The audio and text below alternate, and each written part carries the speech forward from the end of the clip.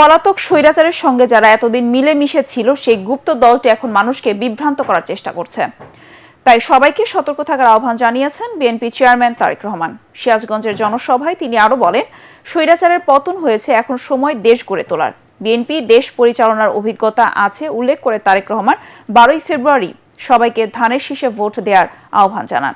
সিরাজগঞ্জ থেকে মোহাম্মদ মুনিরুজ্জামানের ক্যামেরায় বিস্তারিত জানাচ্ছেন মইনুল হাসান। উত্তরাঞ্চল সফরের শেষ দিন যমুনা পারের জেলা সিরাজগঞ্জের জনসভায় যোগ দেন বিএনপি চেয়ারম্যান তারেক রহমান।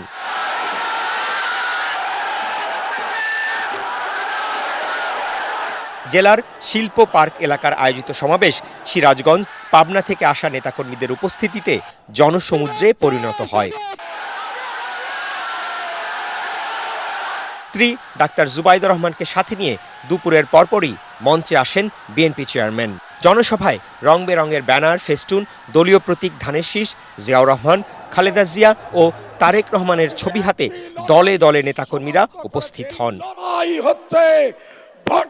কৃষি তাঁত শিল্পে সিরাজগঞ্জের ঐতিহ্যের কথা তুলে ধরে তারেক রহমান বলেন, জনগণের সরকার প্রতিষ্ঠা হলেই এসব সম্ভাবনাকে পরিপূর্ণভাবে কাজে লাগানো সম্ভব হবে।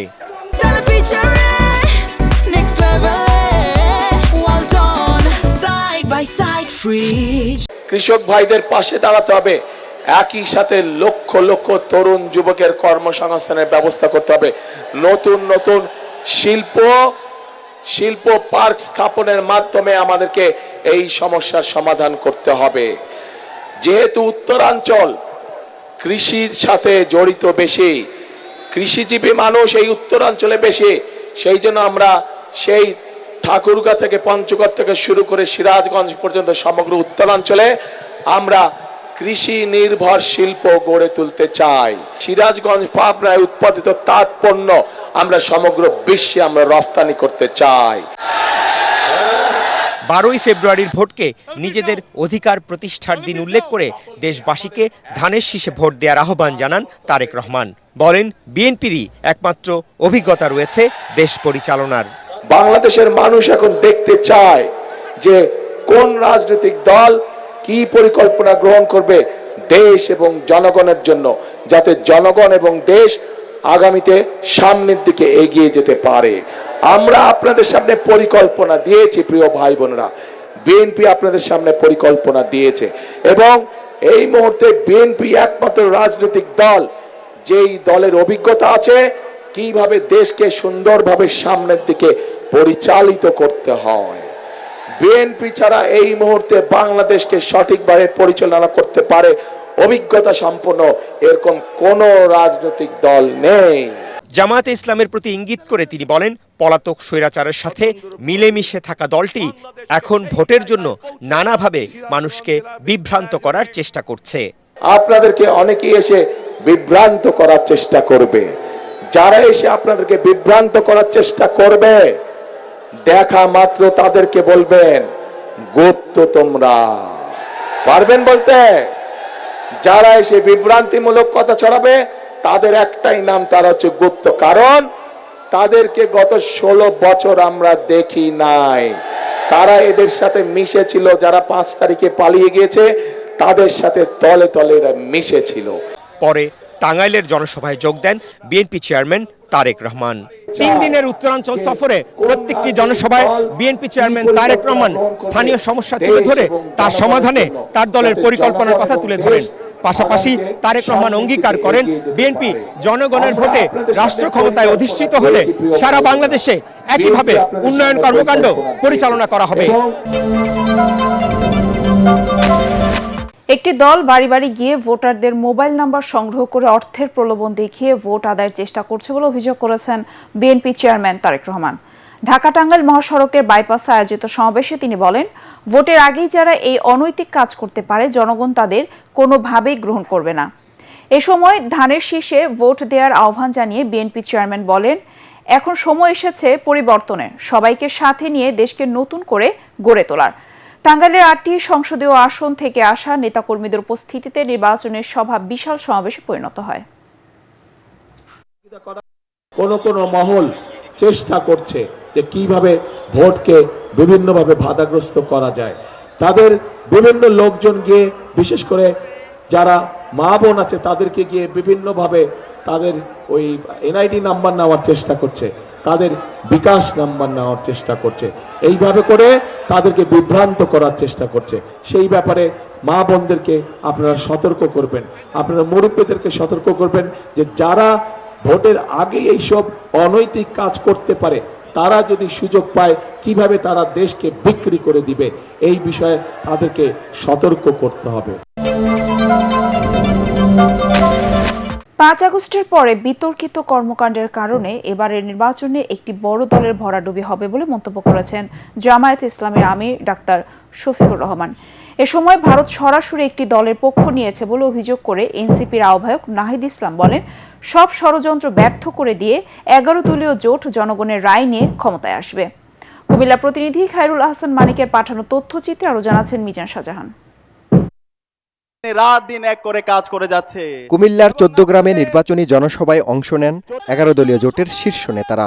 এ সময় এনসিপির আহ্বায়ক নাহিদ ইসলাম বলেন, একটি দল আসন্ন নির্বাচনকে তাদের 16 বছরের আন্দোলনের ফসল বলে দাবি করে জুলাই অভ্যুত্থানকে অস্বীকার করছে।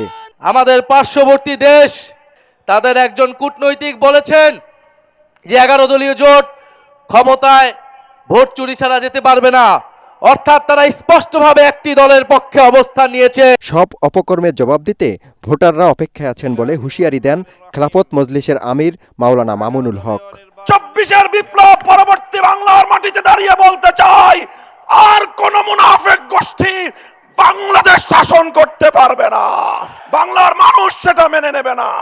বেকার ভাতার জন্য তরুণরা ফেসিবাদের বিরুদ্ধে যুদ্ধ করেনি বলে জানিয়ে জামাতের আমির ডাক্তার শফিকুর রহমান বলেন, 5 আগস্ট পরবর্তী বিতর্কিত কর্মকাণ্ডের দায় ভোটের বাক্সে প্রতিফলিত হবে। বাতিল সব তছনছ হয়ে যাবে ইনশাআল্লাহ। 5 তারিখের পর আপনারা দেখেছেন কার কি কর্মকাণ্ড, কার কি চরিত্র। আগেরটা রাখলাম, অতীতের খাতায় থাক, বর্তমান বিবেচনায় নিলেই বাংলাদেশের মানুষের জন্য সিদ্ধান্ত নেওয়া কঠিন হবে না ইনশাআল্লাহ। তিনি বলেন, যে দলের নেতাকর্মীরা মা বোনকে অসম্মান করে তাদের হাতে দেশ নিরাপদ থাকতে পারে না। যারা আমাদের মায়েদের ইজ্জতে হাত দেয়, আমার মায়ের পেটে লাথি মারে, আমার মায়ের কাপড় খুলে নেওয়ার জন্য হুঙ্কার দেয়, তাদের হাতে কি বাংলাদেশের 9 কোটি মা নিরাপদ?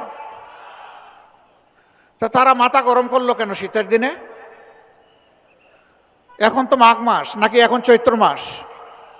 মাঘ মাসে মাথা গরম হওয়ার তো কোনো কারণ ছিল না। পরে কুমিল্লার দাউদকান্দিতে নির্বাচনী জনসভায় যোগ দেন 11 দলীয় জোটের নেতারা। এ সময় জামাত আমির বলেন, একমাত্র তাদের পক্ষে সম্ভব দেশকে চাঁদাবাজ মুক্ত করা। এক সময় আপনারাও মজলুম ছিলেন, কেন এখন জালিম হতে গেলেন?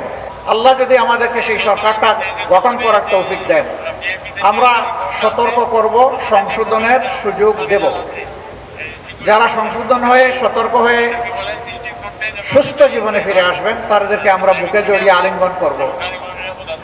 যারা আসবেন না তাদের বিষয়ে আমাদের কোনো মায়া দয়া থাকবে না, আমরা চরম নির্দয় হয়ে সেখানে অবস্থান নেব।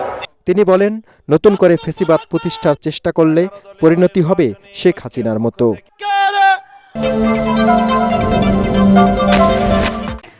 জাতির কাছে ধাক্কা খেয়ে এখন কেউ কেউ হ্যাঁ ভোটের পক্ষে কথা বলছে বলে মন্তব্য করেছেন জামায়াতে ইসলামীর আমির ডাক্তার শফিকুর রহমান।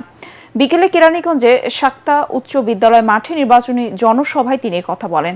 কেউ কেউ জুলাই শহীদদের তুচ্ছ তাচ্ছিল্য করে নিজেদেরকেই জুলাইয়ের মাস্টার মাইন্ড দাবি করছে বলে অভিযোগ করেন জামায়াতে আমির। আমাদের যুবক যুবতী যারা একটা আকাঙ্ক্ষা নিয়ে লড়াই করেছিল, বুক চিতিয়ে তাদেরকে সম্মান করবে, আফসোস কেউ কেউ তাদেরকে অপমান অপদস্থ করতে লাগলো, তুচ্ছ তাচ্ছিল্য বলে কথা বলতে লাগলো, তাদেরকে কোনো পাত্তাই দিতে লাগলো না, এই জুলাইটাকে কোনো স্বীকৃতি দিতে চাইলো না। আবার এক সময় যখন দেখলো জুলাই বাংলাদেশ, বাংলাদেশি জুলাই, আপামর মানুষ মিশে গেছে জুলাইয়ের সাথে, তখন বলে এই জুলাইয়ের আমরা মাস্টার মাইন্ড। সাধারণ ভোটাররা যাতে ভোট কেন্দ্রে যেতে না পারে সে কারণে একটি দল নির্বাচনের পরিবেশকে উত্তপ্ত করে তুলছে বলে মন্তব্য করেছেন জামায়াতের সহকারী সেক্রেটারি জেনারেল এহসানুল মাহবুব জুবায়ের। তিনি বলেন, অতীতের ফ্যাসিস্ট রূপ ধারণ না করতে বিশেষ দলটির প্রতি আহ্বান জানান। রাজধানীর মগবাজারে জামায়াত ইসলামীর কেন্দ্রীয় কার্যালয়ে সংবাদ সম্মেলনে এই মন্তব্য করেন জামায়াতের সহকারী সেক্রেটারি জেনারেল। যারা নারীকে হেনস্থা ও চাঁদাবাজি করে জনগণের সামনেই তাদের মুখোশ উন্মোচন করবে জামায়াত। একটা দল পরিস্থিতি উত্তপ্ত করছেন, একটার পর একটা এই ধরনের আতঙ্কজনক পরিস্থিতি তৈরি করে সাধারণ ভোটারদের মধ্যে আতঙ্ক তৈরি করে তারা যাতে ভোট কেন্দ্রে না আসেন এই ধরনের একটা অপপ্রয়াস তারা চালাচ্ছেন। আমরা তাদেরকে দৃষ্টাসন করতে চাই, সরকার এবং নির্বাচন কমিশনকে বলতে চাই যে অতীতে ফেসিবাদ যে কাজগুলো করেছে আগামীতে যাতে কেউ এই কাজটা না করে, নিজেদের ফেসিবাদের তকমা যাতে তারা নিজেদের জন্য যাতে তারা বাছাই করে না আনে, সেটা আমাদের প্রত্যাশা থাকবে গিয়ে।